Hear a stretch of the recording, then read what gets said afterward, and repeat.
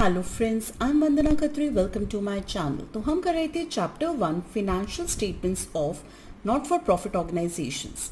आज का हमारा टॉपिक है calculation of amount of consumable items. We have already discuss जो नॉट फॉर प्रॉफिट ऑर्गेनाइजेशंस हैं ये अक्रूवल कंसेप्ट फॉलो करती हैं and these organisations consume consumable items. For example जो स्टेशनरी है that is consumed in offices, medicines are consumed in hospitals, sports materials by sports club, etc. So we are supposed to calculate the actual consumed part of these items, these consumable items like medicines, sports materials and stationery, etc. क्योंकि ये जो actual consumption part है that will be our expense and that will be shown in the debit side of income and expenditure account. तो इसीलिए ज़रूरी है कि हम actual consume part की calculation करें क्योंकि वही हमारा actual expense है जो हमें income and expenditure की debit side पे show करना है. So that is why एक separate account बनाया जाता है हर एक consumable items का so that we can find out the consumption during the year. और income and expenditure account जो है वो तभी correct surplus और deficit show करेगा if goods consumed are debited to income and expenditure account and जो closing stock है that is shown in the balance sheet. So that is why we are supposed to calculate the amount of consumable items. यहाँ पे let us understand कि the whole year जो हमारी NPOs हैं ये time to time में different items purchase करते हैं but all these items are not used or consumed throughout the year. For example, let us take an example of hospitals. Hospitals में different medicines are being purchased throughout the year. But जितनी भी ये medicines purchase की जाती हैं ये सारी use नहीं होती या consume नहीं होती. तो जो medicines हमारी consume हो जाती हैं that will be the actual expenditure and that will be shown in the debit side of income and expenditure account. इसको एक सिंपल फॉर्म में अगर समझेंगे for example there is a girl Riya, उसने 6 डोनट्स खरीदे and she ate 2 donuts but at the end of the day she is left with 4 donuts only. तो जो उसका एक्चुअल एक्सपेंडिचर है दैट इज 2 डोनट्स ओनली. तो these 2 donuts are the actual consumption of Riya. जिस तरह से class 11 पे हमने कॉस्ट ऑफ गुड्स सोल्ड पे फॉर्मूला यूज़ किया था opening stock plus purchases plus direct expenses minus closing stock, उसी तरह से यहाँ पे हम consume part of different items को कैलकुलेट कर सकते हैं. For example consume part of medicine और stationery we can calculate by using the formula opening stock plus purchases minus closing stock. तो हम यहाँ पे एक टेबल बनाएंगे particulars rupees and opening stock किसका, कंज्यूमेबल आइटम्स का, that will be written at the top. After that we will be adding net purchases during the year. From this we will be subtracting closing stock and then we will be getting balance to be shown in the income and expenditure account की debit side में. Basically we will be using this formula to calculate the amount of consumable items like medicine, stationery as given in the question.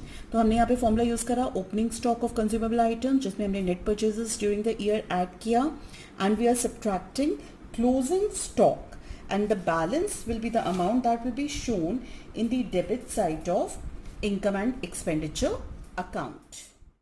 For example, opening stock of stationery हमें 5,000 given है, purchases during the year 10,000 given है and closing stock is rupees 8,000.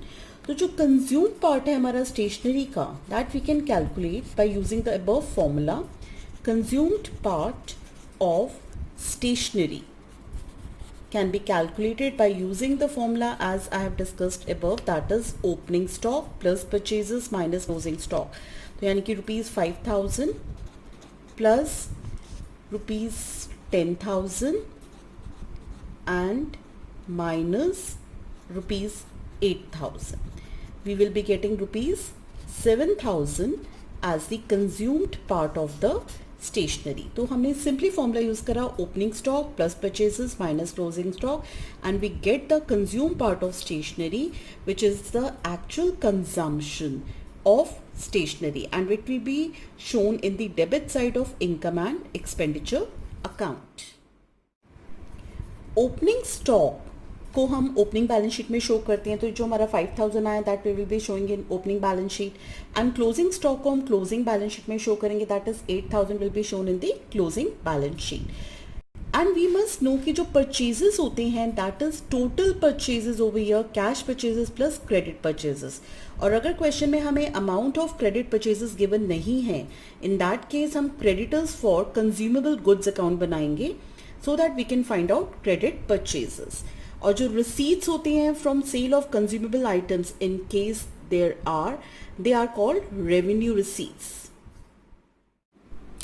अगर question में हमें purchases नहीं given, only payment is given for any of the consumable item because we are following accrual basis concept, so in that case we will be finding out purchases first of all and we will be applying another formula जिसको अब हम discuss करेंगे because above formula is not applicable that I have already discussed. तो हम alternative 1 कहते हैं इस फॉर्मूले को जिसको हम डिस्कस करेंगे आगे. तो in this example I have assumed medicines as the consumable item. The consumable item may be stationery, sports material or any other item given in the question, but I have taken the example of medicines over here. तो हम यहाँ पे calculate कर रहे हैं medicines consumed. तो मैंने table बनाया है यहाँ पे particulars रुपीज़. हम प्रोसीड करेंगे from amount paid for medicine during the year ended 31 March 2020. मैं यहाँ पे एज्यूम कर रही हूँ this is a year going on at present. तो जो अमाउंट पेड हमें मेडिसिन का गिवन होगा we will proceed from that. तो सबसे पहले हम वो अमाउंट लिखेंगे यहाँ पे. अब इसमें 3 आइटम्स हम ऐड करेंगे और 3 आइटम्स हम माइनस करेंगे. Let us know which 3 items will be added and subtracted. पहला आइटम जो है वो ओपनिंग स्टॉक है एज ऑन 1 अप्रैल 2019. तो जो हमारा ओपनिंग स्टॉक है मेडिसिन का that will be the actual medicines consumed within 12 months. So that is why we are adding opening stock of medicines. Secondly, we will be adding advance paid for medicines in the beginning, that is 31st March 2019. तो जो 31st March 2019 में हमारा advance हमने पे किया है that amount has been paid for the medicines that will be consumed in the current year. So that is why we are adding that because we are following accrual basis concept. We have to remember this thing. Thirdly, creditors for medicines at the end, that is 31st March 2020 में जो हमारे suppliers थे जो जिनको अभी हमने amount पे नहीं करा, इन्होंने हमें सप्लाई किया था medicines at the end. That is these are the suppliers जिनसे हमने medicines purchase करी है and they have supplied in the current year only. That is why we are adding these creditors. Now we will be subtracting 3 items. First is closing stock as on 31st March 2020. तो जो closing stock है हमारा that is the stock which is not used or consumed during the year and it remains at the end also. तो ये अब हम next year में use करेंगे तो that is why it is being subtracted. It is not related with the current year. Secondly, advance paid for medicines at the end, that is 31st March 2020. तो जो advance हमने end में pay करा है medicines के लिए वो medicines हम next year consume करेंगे. That is where we will be subtracting this advance payment. Lastly, जो creditors हैं हमारे medicines के in the beginning of the year, that is 1st April 2019. तो ये जो हमारे creditors हैं they belong to the previous year क्योंकि इन्होंने पिछले साल हमें medicine supply की थी तो that is why we are subtracting them. After adding these 3 items and subtracting these 3 items, we will get the amount of medicines consumed during the year ended 31st March 2020. तो हमने यहाँ पे देखा कि हम 3 items add कर रहे हैं amount paid of for medicines पे और 3 items minus कर रहे हैं. जो 3 items हम add कर रहे हैं that relates to the current year only and those 3 items that we are subtracting that relates either to the previous year or to the next year. And after adding and subtracting we are getting the amount of medicines consumed during the year ended 31st March 2020. Now let us discuss alternative method जिससे हम purchases calculate कर सकते हैं. In that case हम prepare करेंगे creditors for consumable items account. यहाँ पे हम assume कर रहे हैं कि हमारा consumable item medicines है. It may be your sports material or any other item like stationery etc. given in the question, but I am assuming the consumable item as medicine. So let us continue with that only. तो यहाँ पे हम बनाएंगे creditors for medicines account जिसकी 2 sides हैं debit credit. particulars rupees and particulars rupees. This is the format of your ledgers only. अब creditors for medicines account में जो हमारा rule है, we will be following, जितनी भी हमारी liabilities होती है उनका credit balance होता है, तो that will be credited, और जो भी हमारे assets होते हैं उनका debit balance होता है, that will be debited. तो यहाँ पर creditors का opening balance जो होता है, we all know that will be on the credit side only. तो that is why we are writing here by balance brought down, that is creditors in the beginning. अब opening creditors इधर आए हैं right side पे, तो closing हमारे debit side पे transfer होंगे. तो to balance carried on, that is creditors at the end will be transferred to the debit side of the creditors for medicines account. Now in the question हमें given होगा amount paid for medicine. तो amount paid for medicine जो है हमने creditor से ली है, because we have made the payment in cash. तो हमारी जो जर्नल बनेगी that will be creditor for medicine account to bank account. तो अमाउंट पेड जो है हम इसको डेबिट साइड पे लिखेंगे to bank and we will write the amount paid for medicine. After that अगर कोई एडवांस दे रखा है in the beginning, that advance in the beginning is an asset, so that is why we will be debiting that as to balance brought down. तो जो advance हमारा beginning में due है वो एसेट है, that is why we are debiting in the debit side of this account. और जो हमारा एडवांस एट द एंड है that will be in the credit side as by balance carried on, that is advance at the end. तो that is a liability and that's why we are transferring that to the credit side. Now we will be totaling the debit side and we will be subtracting by balance brought down and by balance carried on.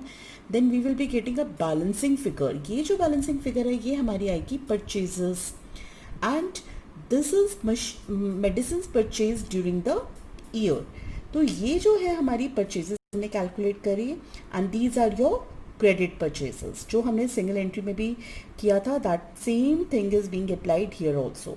अब question में अगर हमें cash purchases भी given है तो we can calculate now total purchases by adding these credit purchases and cash purchases. We will be getting total purchases. Now we will be applying formula medicine consumed is equal to opening stock plus purchases minus closing stock. Purchases हमने calculate करे थे यहाँ पे credit purchases by purchases account, that's a balancing figure for this account. इसमें हमने cash purchases को add करना है. अगर क्वेश्चन में हमें गिवन है तो टोटल परचेजेस आ जाएगा. ओपनिंग स्टॉक हमें गिवन होगा क्वेश्चन में मेडिसिन का, plus purchases minus closing stock of the medicine. We will get the amount of medicine consumed during the year. That will be transfer to the debit side of income and expenditure account. तो हमने देखा alternative method में हम account बना रहे हैं creditors for medicine account का. इससे जो हमारा बैलेंसिंग फिगर आया वो हमारा परचेजेस आया and after that we are applying this formula.